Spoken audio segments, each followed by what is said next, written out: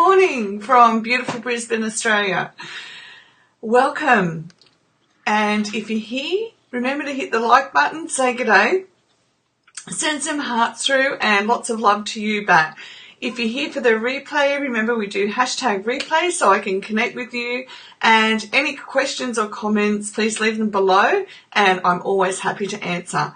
My name's Linda, and I'm here as a trauma specialist helping you conquer anxiety. Now, today I want to talk to you about anger.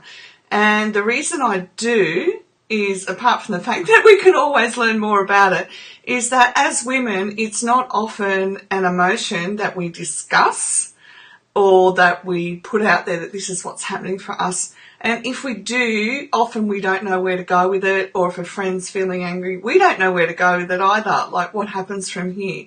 Because we know that if we both get into the anger situation, it just multiplies. It doesn't actually diffuse the situation, or it doesn't have a productive outcome.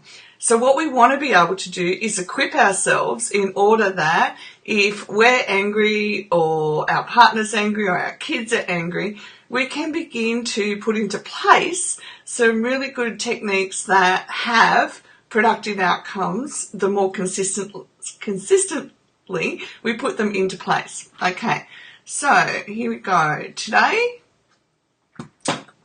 so all emotions are made up of three components. We've got the physical, the way your body responds when you experience an emotion. And when you really sit down and have a moment to think about it, it's easy to think about joy or happiness, and we can feel it run through our entire body. But when it comes to anger, we then have to ask, what do I do when I'm angry? Okay, do I feel it at a physical level, or do I try and block it out? It happens on a cognitive level. So the thoughts that go along with the emotion, they begin to come up. And so then we need to ask, am I listening to my thoughts, or am I ignoring them, trying to ignore them? And behavioural, the things that you do or have the urges to do when you experience an emotion. So it's really easy to see that when we experience joy, happiness, and, imagine you haven't seen your friend for a really long time, and then all you want to do is run up and give them a hug and feel full of joy. So we've got the thoughts of joy. We're happy. It's overwhelming. And we're engaging in the physical as well.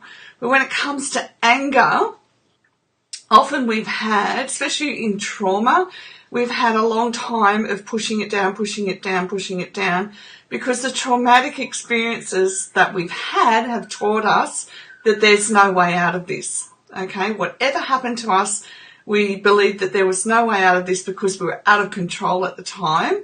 As in, not that we were out of control, but the situation around us was bigger than us, and we felt that we had zero control. Okay? So either way, that should make sense mentally for you. If it doesn't, we can chat about that to help you come to an understanding of it. So the first thing we want to do for ourselves is study our anger. Now, as a mum, you can often see it building up within your kids. But can you see it when it's building up in you, or do you just get to the pressure point and snap? That's what you've got to be able to identify first. So then when you begin to study your anger, think about this and get a book. We're good at getting a notebook and writing it down, or grab your phone, okay? There's lots of journaling apps, even on here. You can get a note. It comes with a note app, and just take notes about what's happening for you, because it's usually the quickest thing that you can pick up when you want to take notes is your phone. So oftentimes, if I'm doing something and I need to remember things, I'll just put notes in the note. Sometimes I don't even go back because I forget I've got notes, but it's actually more the intent of getting it out and beginning to become conscious of what's happening for you. That is more important than remembering that you've made a note. But the more you take the notes, the more you can become conscious of what's happening for you in regards to anything, but in this case, in regards to the anger. Okay?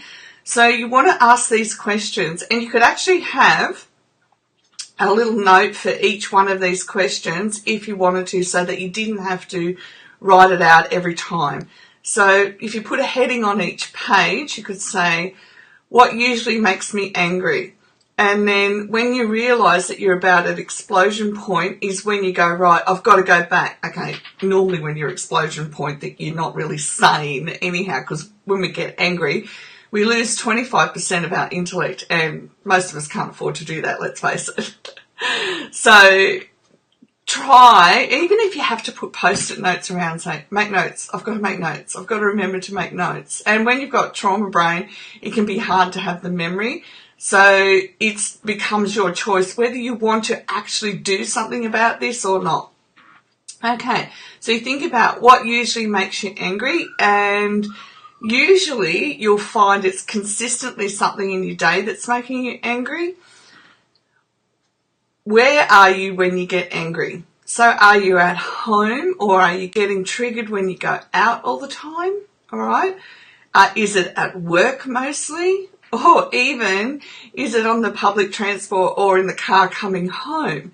And that's the physical side that you're going to be able to identify pretty easily. Who makes you angry? Okay, so what is the circumstances? Do you get angry simply, you make yourself angry simply because of the situation that you're in? It may not be a person, but if it is, then acknowledge that's what's happening for you. Okay, what physical things happen to you when you get angry? I know for me, I hold my breath.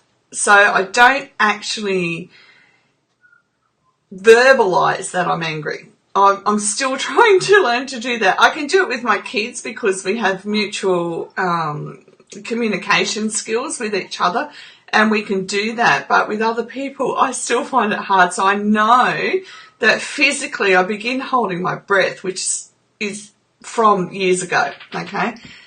It's a habit, and we have to work with it to break it. Does your heart pound? I don't feel my heart pound, but I know people who do.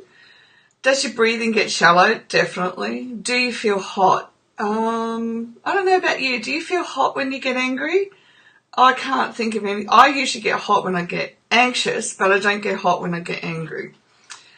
What thoughts usually go through your head? Now, this is really important. Listening to your thoughts is really the first step that you need to do to begin to become and have a deeper awareness of yourself, okay?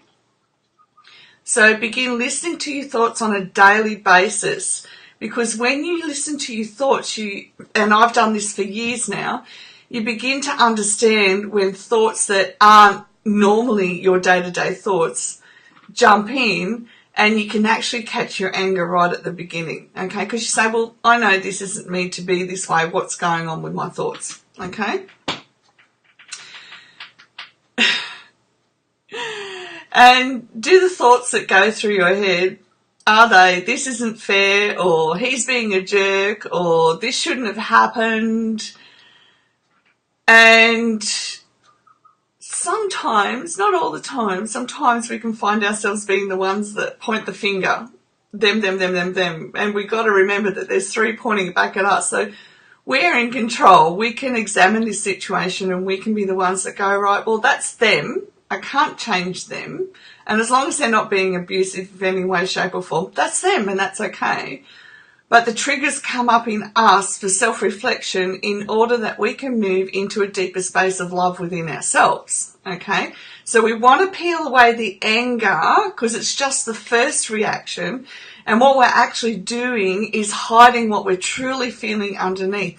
And oftentimes what we're truly hiding from is fear.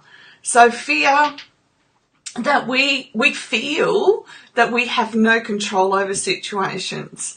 And we have to get back into that space where we know that that's not the truth, because we can, as adults, begin to choose what we want in our lives, what situations we want in our lives. Do we want to be able to have good communication and begin to negotiate what's happening, okay? So it's really important, and it's important for your health as well. My children's father had a lot of anger, And most people didn't know because it went on behind closed doors, and that's okay. But it really chewed him from the inside out. And before he passed away, he rang me and said to me, you were right, and you get no joy out of it. I wanted him to get help for his anger so he could heal, but he chose not to. And he wouldn't want that for anybody else. And I don't want that for anybody else, that the anger becomes so ingrained that you don't get help for it. And I impress upon you, if anger is overtaking your life, get help. Because there's 20% of ourselves that we can't see. And we need help with that. But we've got to choose it as well. There's nothing wrong with being anger. Anger is just the first doorway into opening up your whole life into a more productive, more fulfilling, healthier life. Oftentimes when we've been through trauma, we believe that society doesn't accept that we've got anger. And society is, it goes with the ebb and flow. It's like a tide. 1 minute, one thing's in, the next minute it's out. What you need to do is forget about all of that and say, I need help. I'm going to seek help, and I'm going to overcome this so that I can live from my heart and be heart-centered and feel full of love. Life's too short not to do something about it. Okay, lecture over.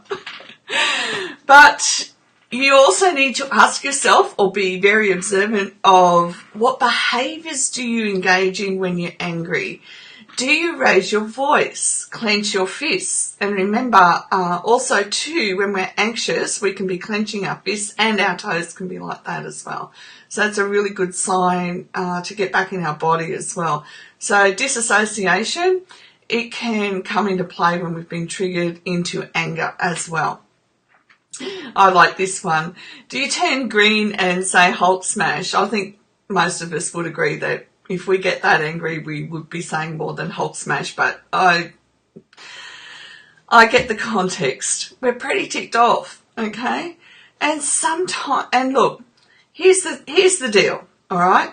If we get ticked off and it's just in our head, we go off like a frog in a sock and it's meaningless. There is nothing attached to it. There's no willingness to look within ourselves and take power back for ourselves and change our lives, like chart a course through it.